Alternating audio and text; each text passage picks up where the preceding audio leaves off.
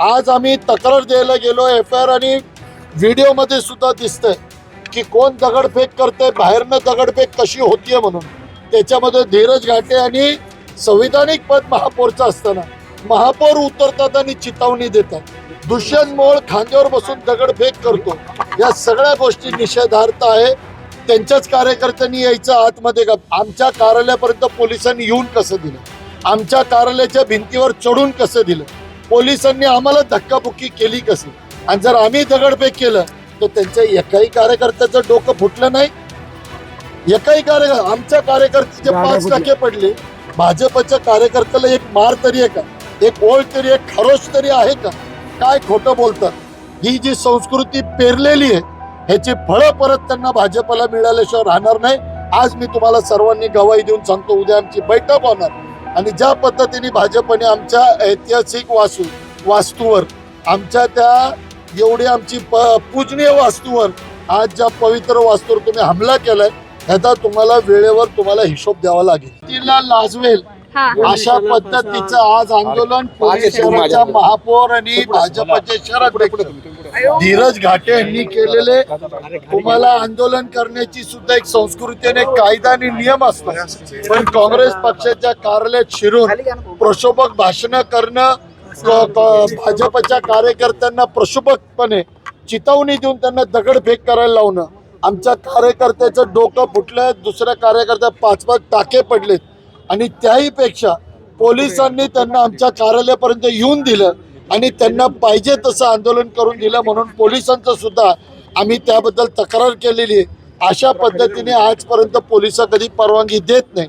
आज आम्ही तक्रार द्यायला गेलो FIR आणि व्हिडिओमध्ये सुद्धा दिसतंय की कोण दगडफेक करते, बाहेरनं दगडफेक कशी होतीये म्हणून.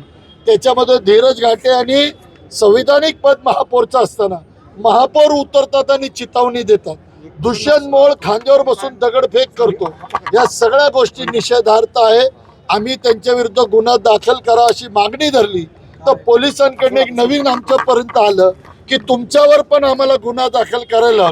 आम्ही त्यांना एकच सांगितलं ना, आम्ही त्यावेळेला ब्रिटिशांना घाबरलो नाही, ह्यांना घाबरत. तुम्ही आमच्यावर खोटे गुन्हे दाखल करणार असेल तर स्वागत आहे, पण खरं काय असेल ते पण आमचा गुन्हा पहिला तुम्ही दाखल करा आणि त्यांना अटक केली पाहिजे.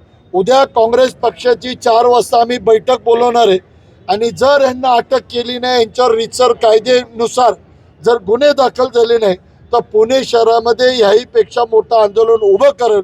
एवढं आपल्या प्रत्येक नेता आणि कार्यकर्त्यांची जीवावर मी आपल्याला सांगतो. आत्ताचं आंदोलन तुम्ही स्थगित करताय का? त्यांनी FIR दाखल केली आहे, त्यांनी गुन्हा दाखल आता केलाय, पण त्याच्यावर कारवाई नाही झाली तर पुणे शहरामध्ये आंदोलन.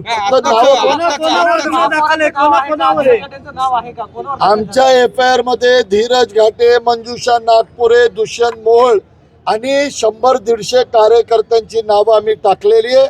आम्ही त्यांना सांगितलंय की मीडियाकडनं व्हिडिओज कलेक्ट करा, पाहिजे असेल आमच्या व्हिडिओकडनं कलेक्ट करा, पण त्याच्यामध्ये जे जे आयडेंटिफाय होत असतील त्या सर्वांची नावं ऍड ऑन FIR मध्ये आली पाहिजे.